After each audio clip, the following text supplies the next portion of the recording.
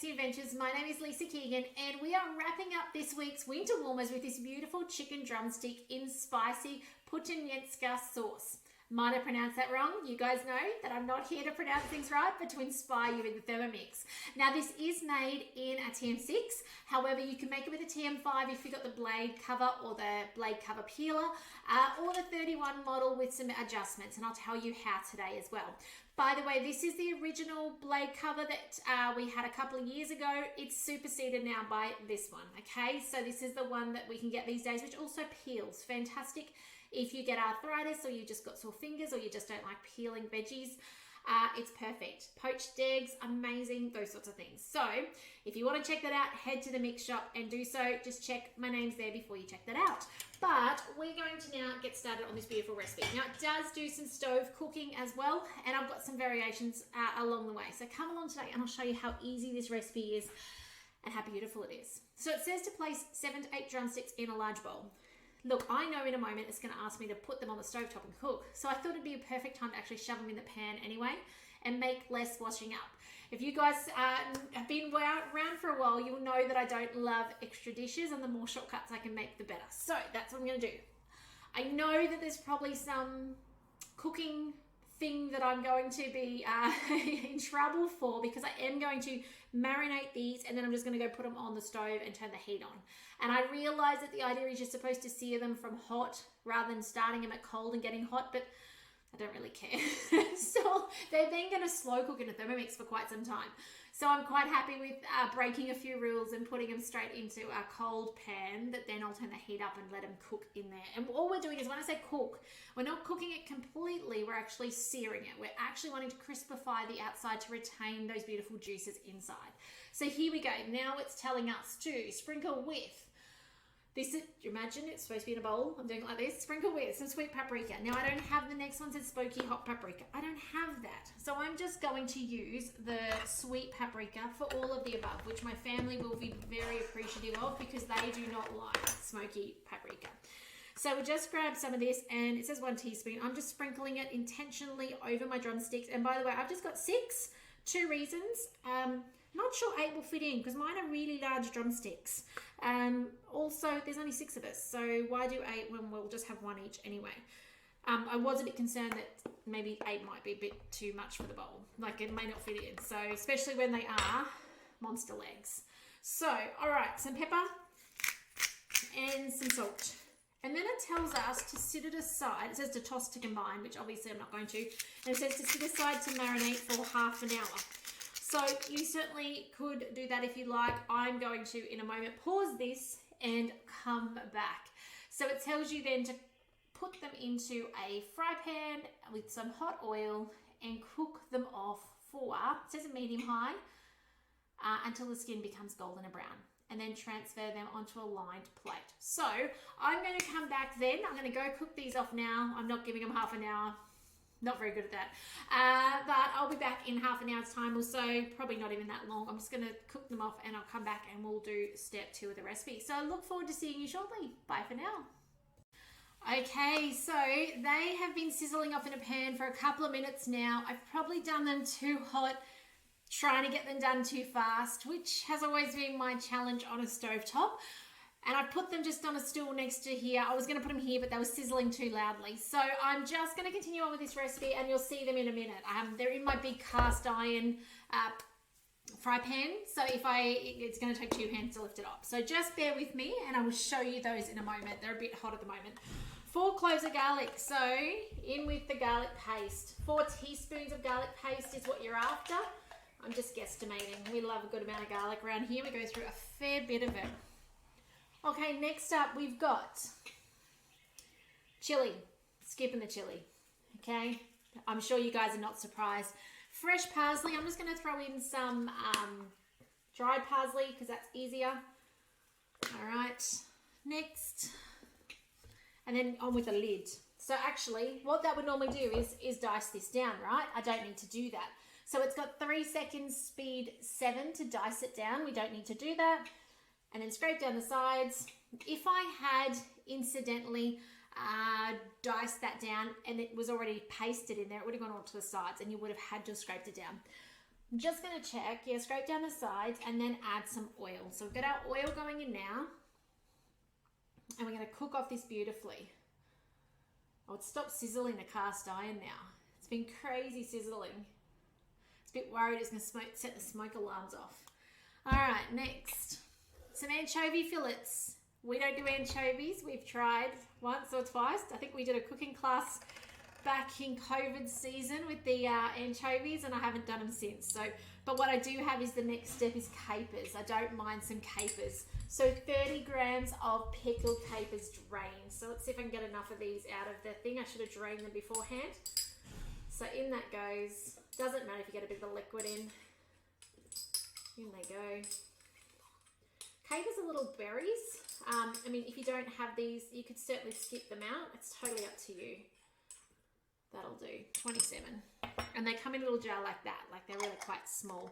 They do have an expiry, but they're in a brine. So in theory, like if you go back and you look in your fridge and you had some that expired a couple of years ago, unless they were moldy, I would use them, okay? Because they are in a salt brine. So you're pretty safe to use them, okay? Although if you do use them and you get sick, don't come back and say that. Lisa, you said you could. Use your discretion still, okay? But I have been known to find some. I'm just seeing what these expired. Best before, 24th of the 12th, 2018. So there you go. See, told you. I actually thought I'd used all my old ones up, but clearly not. So now we're going to cook 5 minutes, 100 degrees, reverse speed 1. Reverse so we don't chop up those capers. So let's spin this up to that and then let that go. Let me just show you my, over here. So there's the 6 drumsticks cooked off in the beautiful cast iron. Just put that back down. And they'll be ready to go in soon. Okay, so we've just got those ready to go in. I will return in 4.5 minutes and I'll take you through the next steps on this gorgeous recipe where we're actually going to use our blade cover shortly. So we will see you shortly. Okay, while this is finishing up, I thought I'd show you the next step. So ordinarily it tells you to put this mixture aside, which by the way, it smells amazing, but it normally says put it aside in a bowl and then insert your blade cover. I'm fortunate enough to have a second bowl, so I'm actually going to just place my blade cover into the second bowl and then put the mixture in there instead. Totally up to you as to what you do. But doesn't matter which one, okay? So all you do is you have a look at it and find, you can see there's a high side that does the highest blades and there's a low side. Similarly with this one, if I put it the same way, that way, you'll see there's a high and a low. And if I go this way, you can see the lows are now on the side part, right? Doesn't really matter which one you use, okay? They're both dishwasher safe. It doesn't matter what you've got. TM5, TM6 only though, I think I made mention earlier. So up to you what you use, but it just plops in over the top, and what it does is it protects that food from the blades, okay, so that it's not going to get chopped. Now if you have a TM31, I would suggest you still make this, just put it on, make sure you put it on reverse and slow stir it, okay? You will have to come back a few times because there is a long cook here that outdoes your timer, but it's well worth it. I made this years ago. Well, not years ago, it's probably more recent, but it's beautiful, okay? It is just amazing. It's a gorgeous recipe. I wish you could smell this room right now. Okay, see, transfer to a bowl and set aside so that you can then put the blade cover in. Insert the blade cover. They even give you a video for that. I love that, you know, the machine is so clever, the TM6. Okay, place your anchovy mix into here. So you don't want that under the blades, you want it on top of the blades. There it is. I'm going to need the spatula, which I don't think I brought in for that. So I'll come back to that step. Go next. I might put that on top. Tomato passata. Okay, I'm going to just put in diced tomatoes. Put that in on top of those blades. So, and yes, I will come back and add that on top when I've got a spatula in here in a moment. Hoping one of my little handy helpers outside might be able to hear me. Now, what I'm doing here is I didn't weigh it. Can you tell? It says 700 grams, and I'm like, why are my scales not moving? Because I'm over here. Look, I'm guesstimating. One of these is 400 grams. I had some left over. I think that'll be enough, but we'll see how we go with our amount in there. Like, you're going to want enough liquid to nearly cover your chicken, because your chicken, being drumsticks, isn't going to move around lots in there, right? It doesn't have a huge capacity. All right, let's swap these bowls over, which is what I should have done before I put the 700 grams in. All right, next. Some water. Okay, in that goes. Lifting up that volume in there so that we've got capacity for the chicken to move as little, well, as much as it can. Okay, lemon juice. Don't have lemon juice. I do have apple cider vinegar. Okay, that is your swap. Those of you watching along, you know I do this often. I find apple cider vinegar we can buy in bulk, so it's something that we have a fair amount of. Looking forward to actually trying my vinegar that I'm making is just about done, so I'm looking forward to sharing that with you guys soon. Okay, some pinches of cinnamon. Just gonna guesstimate a pinch or two in there. And next, oh, this smells beautiful. Oh my goodness, yum. Not gonna do cayenne pepper. Raw sugar, I am gonna do a little bit of raw sugar. Apparently I've learned in more recent years from you guys that sugar and tomatoes are a match made in heaven apparently, and I shouldn't just skip it out. So I'm just gonna put on the low side of 1.5 teaspoons in there. You can skip it out if you'd like, and we often do, but it does have a special way of bringing out the flavor in tomatoes. Some pepper, in it goes, and finishing up with, I reckon, some salt, of course. Kind of feel like I should have put my veggie stock into it. Anyway, next time. Salt. Remember the capers, and if you had the anchovies, we'll throw a lot of saltiness to it in there as well. Mixed with the spatula that I don't have. Add the drumsticks. So I'm going to pause here. I will go grab the spatula so I can mix it and put it in, and I'll return in a second. Okay, I'm back. Not my Thermomix spatula, just a spare one from the mix shop. I do like them. They're flex spatulas. They tend to go around the blades and not make a mess. Let's get this beautiful caper mix in there. Oh my goodness, it smells amazing. All right. While you're watching along, are you an anchovy person or not? I'd love to know. So, told us in the last step to give this a stir around. So I'll give that a little stir. Just get it combined. You'll notice because you're sitting on top of the blades, you'll notice in there that there's a lot of liquid under the blades too. Okay, so that's okay. Don't stress about that. Okay, so in there I've probably got about half a bowl of liquid, some of which is under. Now add the reserved drumsticks. Now I'm going to put them head down. So what that means is, with hopefully without dropping them on the floor, that way. Okay, now these won't get stuck under the blades because they can't. But if you've got a TM31 and you're doing this, or maybe a TM5 or a 6, I guess without the blade cover, can I strongly recommend that you make sure, oh, that one's stuck, there it is, that you make sure that you put them head down. Okay, it means that they're less likely, especially if they're chunky drumsticks, less likely to get stuck under your blades. The other thing to make note if you do that, I mean, there's lots of recipes where they actually put whole joints of chicken in the bowl. So it's not like it's completely, not a whole lot. There's a few recipes where they do that. So it's not completely abnormal to be doing a recipe like that. Okay, so it's not like I'm telling you to do something that's unheard of.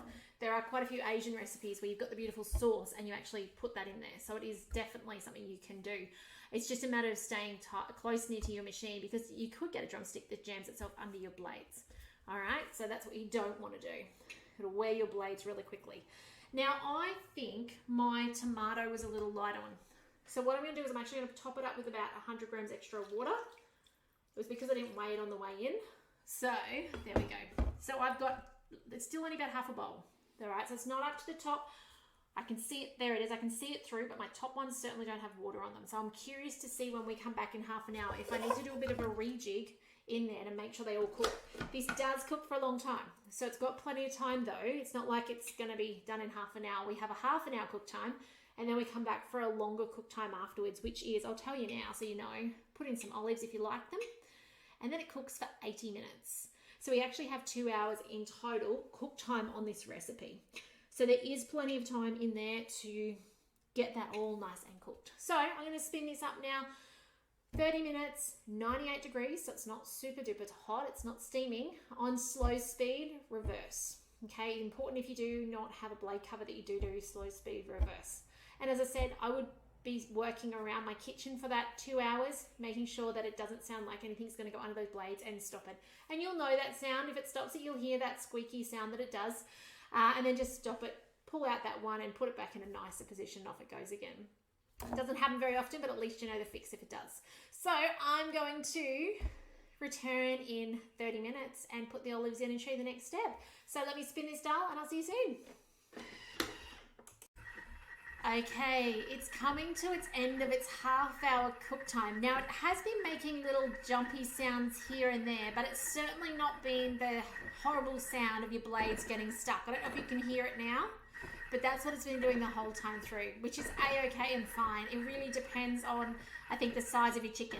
I don't think it would have coped with 8 pieces of big drumsticks. Like, they're big, they're quite large anyway, but it certainly wouldn't have if you had massive bits. So I would highly suggest to use your smaller size drumsticks where possible in this recipe, and especially if you plan on fitting 8 in there. So next up in a moment, it's going to ask for some beautiful olives. Totally optional, right? So if you don't like olives or your family doesn't, skip them out. This is the very last thing to go in. You could do things like some beautiful capsicum, sun-dried capsicum, or tomatoes, or you could do nothing. I think it'd be perfectly fine as well. So 80 grams of this. There's only one in my family who won't eat the olives. He can pick around it and palm that off to other people. Now I can see they're actually looking beautiful. Even the top ones look like they're going to cook really fine, so I'm quite happy with that. I don't know that I can show you. I wish I could. You can probably just see it there. It's totally going to muff up my camera. Now I can't lift the arm up that far. All right, you just have to believe me. Looks amazing in there. Don't need to shuffle them around. They look amazing. So now all we do to finish this off is it's got an 80-minute cook time. So next, insert the measuring cup into the mixing bowl lid. Again, it's on that 98 degrees. So it's 80 minutes, 98 degrees, so it's not quite the boil.